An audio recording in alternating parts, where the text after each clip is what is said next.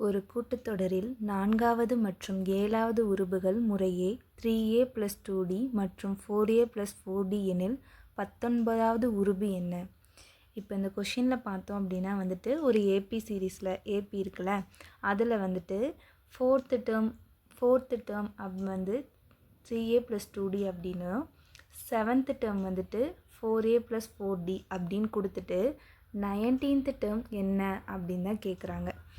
இப்போ பார்த்தோன்னா வந்து நம்ம கொடுத்துருக்க டேட்டாவெலாம் எழுதிக்கிறோம். ஃபஸ்ட்டு நமக்கு என்ன கொடுத்துட்டாங்க, ஃபோர்த்து டேர்ம் வந்துட்டு 3a + 2dன்னு கொடுத்துட்டாங்க. செவன்த்து டேர்மு 4a + 4dன்னு கொடுத்துட்டு 19th டேர்ம் தான் என்னன்னு கேட்குறாங்க. நமக்கு வந்துட்டு ஏபி சீரீஸை பொறுத்த வரைக்கும் nth டேர்மோட ஃபார்முலா என்ன, a + n - 1 × d. இதுதான் வந்து நமக்கு ஃபார்முலா. சரியா? நம்ம இந்த சம்முக்கு எப்படி எடுத்துக்கிறோம் அப்படின்னா, ஏவை வந்து கேபிட்டல் ஏ அப்படின்னும் டியை வந்துட்டு கேபிட்டல் டி அப்படின்னும் நம்ம எடுத்துக்கிறோம். சரியா? இப்படி எடுத்துக்கிறோம். எடுத்துகிட்டு என்ன பண்ணுறோம், இப்போ வந்து ஃபோர்த்து டேர்மா, அப்போ என்னங்கிற இடத்துல நான் 4 அப்ளை பண்ணுவேன். அப்போ வந்து இது என்ன ஆகும், ஏ ப்ளஸ் n - 1 வந்து 4 - 1 × d. அப்போ 4 - 1 என்ன 3.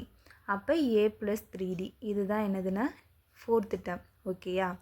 இப்போ செவன்த்து டேர்ம் வந்துட்டு என்ன, a + 7 - 1 × d.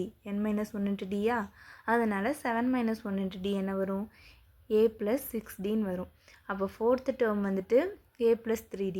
இதோட வேல்யூ தான் என்ன கொடுத்துட்டாங்க, a + 3d. இதோட வேல்யூ இங்கே என்னன்னு கொடுத்துட்டாங்க, 3a + 2dன்னு கொடுத்துருக்காங்களா. அதை நான் ஃபஸ்ட் ஈக்குவேஷனாக எடுத்துக்கிறேன். செகண்டு பார்த்தோம் அப்படின்னா செவன்த்து டேர்ம் a + 6d.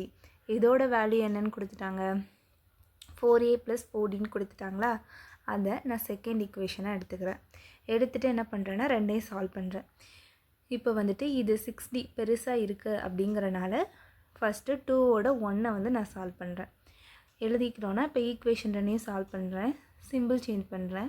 இங்கே வந்து மைனஸ், இங்கே மைனஸ், இங்கேயும் மைனஸ், இங்கேயும் மைனஸ் வருமா, +a - a கேன்சல் ஆயிருமா. இப்போ இது ரெண்டையும் 6 - 3 என்ன 3d.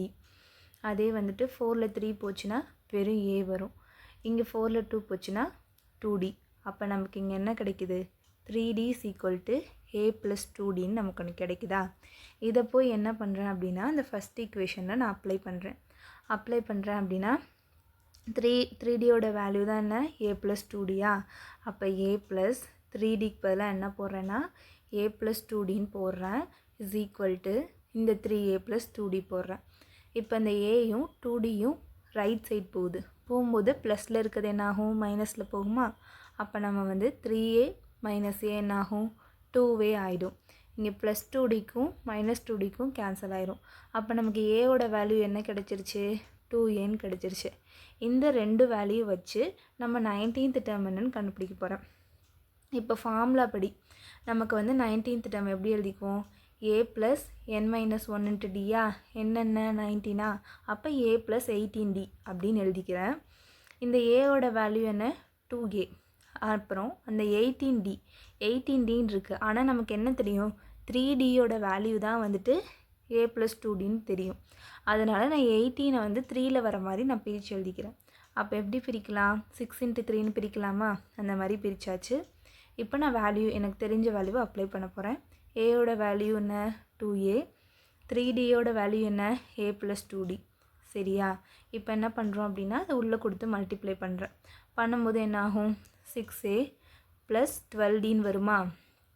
இப்போ என்ன பண்ணுறேன் அப்படின்னா 2aயும் ப்ளஸ் பண்ணுறேன். அப்போ என்ன வரும், 8a 12d அப்படியே வச்சுக்கிறேன்.